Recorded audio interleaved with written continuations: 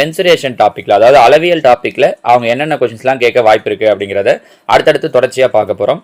அதில் ஒரு பகுதியாக தான் ஃபஸ்ட்டு எதை பற்றி பார்க்க போகிறோம் அப்படின்னா வட்டக்கோண பகுதி. இங்கிலீஷில் என்ன சொல்லுவாங்க அப்படின்னா செக்டார் அப்படின்னு சொல்லுவாங்க. இந்த பகுதியில் அவங்க என்னென்ன கொஷின்லாம் கேட்கறதுக்கு வாய்ப்பு இருக்குது அப்படிங்கிறத பார்க்க போகிறோம். இதில் ஃபார்முலா வச்சு அவங்க கேட்குற கொஷின்லாம் பார்க்கறதுக்கு முன்னாடி ரொம்ப பேசிக்காக, ஏன்னா பேப்பர் 1ல் சில நேரங்களில் பார்த்தீங்கன்னா அவங்க ரொம்ப டெப்த்தாக கூட போகாமல் ஒரு சில கொஷின்ஸ்லாம் ரொம்ப பேசிக்கான கொஷின்ஸாகவே கேட்டுடுறாங்க. ஈவன் பேப்பர் 2லையும் கூட அந்த மாதிரி கேட்குறாங்க. அப்போ அந்த மாதிரி கொஷின்ஸ் கேட்டாங்கன்னா எப்படி ஆன்சர் பண்ணுறது அப்படிங்கிறது அந்த வட்டக்கோண பகுதியில் இருக்கக்கூடிய பேசிக்கான விஷயங்கள் தான் நம்ம முதல்ல இதில் பார்க்க போகிறோம். அதையும் அதே மாதிரி பார்த்தீங்கன்னா இதில் எக்ஸசைஸில் கொடுத்துருக்கக்கூடிய 1 மார்க் கொஷின், இந்த வட்டக்கோண பகுதியை பேஸ் பண்ணி அவங்க என்ன 1 மார்க் கொஷின் கொடுத்துருக்காங்களோ அது ரெண்டுத்தையும் நம்ம இதில் பார்க்க போகிறோம். இதில் ஃபஸ்ட்டு பாருங்கள், நிழலிட்ட வட்டக்கோண பகுதியின் மைய கோணங்களை காண்க அப்படின்னு கேட்டிருக்காங்க. இதில் முதல் வட்டத்தை பார்த்தீங்கன்னா 1, 2, 3 பகுதியாக பிரிச்சிருக்காங்க. எப்பவுமே நல்லா தெரிஞ்சு வச்சுக்கோங்க, ஒரு புள்ளி இருக்குன்னா ஒரு புள்ளியை சுற்றி உருவாகக்கூடிய கோணத்தோட அளவு என்னவாக இருக்கும் அப்படின்னா 360 டிகிரியாக இருக்கும். எவ்வளோ டிகிரியாக இருக்கும்? 360 டிகிரி. அப்போ இது மொத்தம் 3 பகுதியாக பிரிச்சிருக்காங்கன்னா இந்த 360 3ஆல் வகுத்தீங்கன்னா போதும். 1 3 3, 1 3 3, 2 3 6. அப்போ என்ன கிடைச்சிரும் அப்படின்னா 120 டிகிரி.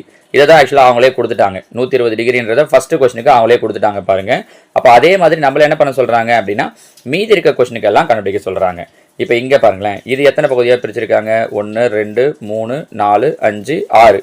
அப்போ என்ன பண்ணால் போதும்? 360 6ஆல் வகுத்தா போதும். ஆக்சுவலாக அதான் அவங்களே ஒரு ஃபார்முலா மாதிரியே கொடுத்துட்டாங்க, 360/n. நீங்கள் அவ்வளோதான் கூட ஞாபகம் வச்சுக்க வேண்டாம். மொத்தம் 6 பகுதி இருக்குது. ஒரு புள்ளியை சுற்றி உருவாகக்கூடிய கோணம் 360 டிகிரி. அப்போ 360 6ஆல் வகுத்தா போதும். 1 6 6 6 36. அப்போ இங்கே இந்த ஒரு பகுதியுடைய கோணம் என்னவா இருக்கும் அப்படின்னா 60 டிகிரியாக இருக்கும். ஏன் இதை ஃபஸ்ட்டு சொல்லிடுறேன் இந்த விஷயங்களை அப்படின்னா, நம்ம இதை பேஸ் பண்ணி உள்ள கொஷின்ஸும் இருக்குது நமக்கு ஃபார்முலா அப்ளை பண்ணுற மாதிரி. அந்த கொஷின்ஸில் வரும்போது நம்ம இந்த ஐடியாஸை ஃபாலோ பண்ண போகிறோம். ஸோ முதல்ல சொல்லிட்டோன்னா அங்கே உங்களுக்கு ஈஸியாக இருக்கும். சரிங்களா? அடுத்து இங்கே எத்தனை பகுதியாக பிரிச்சிருக்காங்கன்னு பாருங்கள். 1 2 3 4 5 6 7 8 பகுதியாக பிரிச்சிருக்காங்க. அப்போ இங்கே என்ன பண்ணணும்? 360 8ஆல் வகுக்கணும். 1 8 8, 4 8 32, மீதி 4, I 8 40. அப்போ இங்கே எத்தனை டிகிரி வரும் அப்படின்னா 45 டிகிரி. ரைட்டா? இங்கே எவ்வளோ பகுதியாக பிரிச்சிருக்காங்கன்னு பாருங்கள். 1 2 3 4 5 6 7 8 9 10 11 12 பகுதி. அப்போ இங்கே 360 எதால் வகுக்கணும்? 12ஆல். ஒரு 12 12, 12 36. அப்போ இங்கே எத்தனை டிகிரி வரும் அப்படின்னா 30 டிகிரி.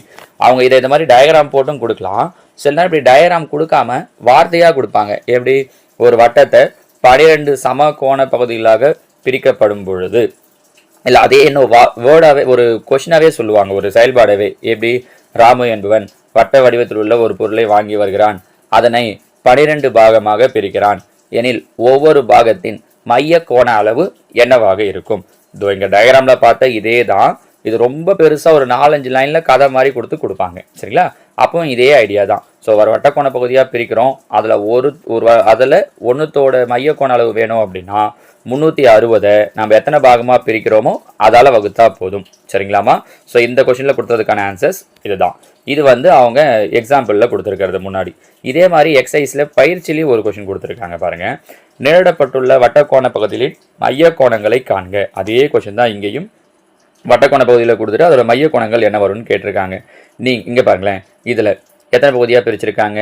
2 பகுதி. அப்போ என்ன பண்ணால் போதும்? 360 2ஆல் வகுத்தா போதும். 360 2ஆல் வகுத்தீங்கன்னா 180 டிகிரி. ஸோ இதோட ஆன்சர் 180 டிகிரி. சரிங்களா? இந்த 3 கேள்விக்கும் நீங்கள் தான் எனக்கு ஆன்சர் சொல்ல போகிறீங்க. 1 2 3 4 5 பாகமாக பிரிச்சிருக்காங்க. இது நான் உங்களுக்கு கொடுக்கக்கூடிய ஃபஸ்ட்டு கொஷின். ஸோ ஃபஸ்ட்டு கொஷனுக்கு என்ன ஆன்சர்னு சொல்லுங்கள். இதோட மைய கோணம் எத்தனை டிகிரி வரும்? அப்போ என்ன பண்ணால் போதும்? ஆக்சுவலாக நீங்கள் 360 5ஆல் வகுத்தீங்கன்னா போதும். கரெக்டாக? இது 2வது கேள்வி. எத்தனை பகுதியாக பிரிச்சிருக்காங்கன்னு பாருங்கள். 360 அதால் வகுங்க. இது நான் உங்களுக்கு கொடுக்கக்கூடிய 3வது கேள்வி.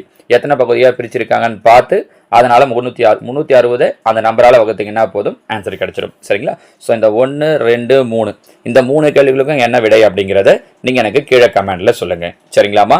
இது இந்த வட்டக்கோண பகுதியினுடைய மைய கோணங்களை பேஸ் பண்ணி அவங்க கொடுத்துருக்கக்கூடிய கேள்வி. அடுத்ததாக பார்த்தீங்க அப்படின்னா இதோட பயிற்சியில் அவங்க சில கொஷின்ஸ் கொடுத்துருக்காங்க. பயிற்சி 2.1 ஆக்சுவலாக இது 8th புக்கில் இருக்கக்கூடிய கொஷின். அதில் பயிற்சி 2.1 கோடிட்ட இடங்களை நிரப்பகவும் பொறுத்துக்கவும் கொடுத்துருக்காங்க.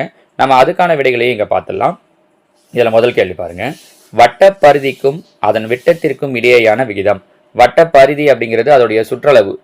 சுற்றளவு அப்படின்னும் போது சுற்றளவுக்கு என்ன ஃபார்முலா? 2πr. விட்டம்னும் போது 2 ஆரம் சேர்ந்தது, அப்போ 2r. ஸோ 2r கேன்சல் ஆகிடும். மீதி என்ன மட்டும் இருக்கும், π/1 நிற்கும். ஒன்று ஆன்சர் இப்படி கொடுக்கலாம், இது கொடுத்தாலும் கரெக்டு தான். சில நேரம் பையோட வேல்யூ 22/7:1 இல்லையா, அப்போது இந்த 7 இங்கே கொண்டு வந்துடலாம். ஸோ ஆன்சர் அப்போ என்ன கிடைக்கும், 22:7 இப்படி கொடுத்தாலும் கரெக்டு தான். 5:1 சொன்னாலும் சரிதான், 22:7 சொன்னாலும் சரிதான். நீங்கள் ரெண்டையுமே ஞாபகம் வச்சுக்கோங்க. ஆப்ஷனில் என்ன கொடுக்குறாங்களோ அதை பொறுத்து நம்ம சூஸ் பண்ணிக்கலாம். சரிங்களா? ரெண்டாவது கேள்வி, ஒரு வட்டத்தின் மீது உள்ள ஏதேனும் 2 புள்ளிகளை இணைக்கும் கோடு. இப்படி ஒரு வட்டம் இருக்குது, வட்டத்துக்கு மேலே இருக்கிற ஏதாவது 2 புள்ளி இணைக்கிற கோட்டுக்கு என்ன பேர் சொல்லுவோம் அப்படின்னா நான். இங்கிலீஷில் சொல்லும்போது கார்டு அப்படின்னு சொல்லுவோம். வட்டத்து மேலே இருக்கக்கூடிய ஏதாவது 2 புள்ளிகள்னு கேட்டாங்கன்னா நான். மையம் வழியாக செல்லக்கூடிய நான் அப்படின்னு கேட்டாங்கன்னா விட்டம்னு பதில். இப்போ இங்கே பாருங்கள், அடுத்து 3வது கேள்வி தான் கேட்டிருக்காங்க. ஒரு வட்டத்தின் மிகப்பெரிய நான், வட்டத்தோட மிகப்பெரிய நான் எதுவாக இருக்கும் அப்படின்னா அதோட விட்டமாக இருக்கும். இங்கிலீஷில் டயாமீட்டர் அப்படின்னு சொல்லுவோம். சரிங்களாமா? ஸோ வட்டத்துடைய மிகப்பெரிய நான் விட்டம், இங்கிலீஷில் டயாமீட்டர். அடுத்ததான் 4வது கேள்வி, 24 சென்டிமீட்டர் விட்ட அளவுள்ள ஒரு வட்டத்தின் ஆரம்.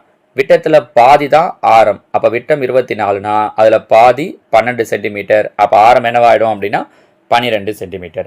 வட்டப்பரிதியினுடைய ஒரு பகுதி, அதுதான் இப்போ நம்ம பார்த்துட்டு இருக்கிறது. வட்டப்பரிதியினுடைய ஒரு பகுதி தான் செக்டார், அதாவது வட்ட கோண பகுதி. அதுதான் ஒரு வட்டத்தினுடைய வட்டப்பரிதி. வட்டப்பரிதின்றது தொப்பட்டுருக்கோம், இந்த ரவுண்டு தான் வட்டப்பரிதி.